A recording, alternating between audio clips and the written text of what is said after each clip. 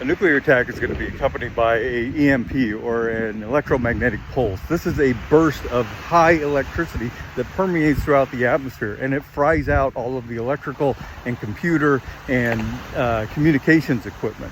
Imagine that your life suddenly disappears as you know it. You don't have a cell phone, you don't have Wi-Fi, you don't have computers, there's no internet, your car doesn't work.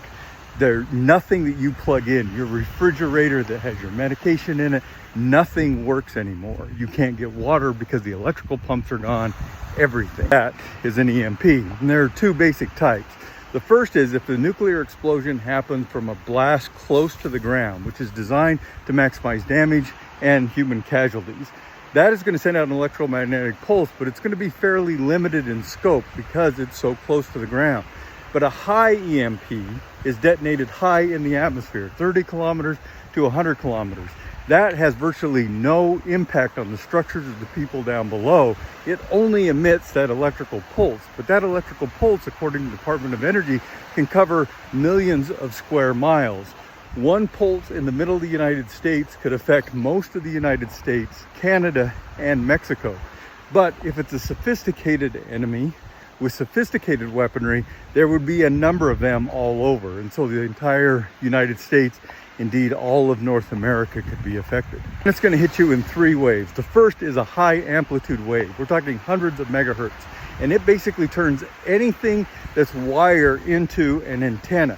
So all of the electrical transmission lines become antennas that the energy then attaches to, runs down the line and into anything that's plugged into it, blowing it up. That will also have a radiation phase, and that doesn't mean that it's radioactive. What it means is that the equipment takes the electromagnetic energy directly from the atmosphere and puts it into the motherboard. And so even if it's not plugged in, it's wiped out.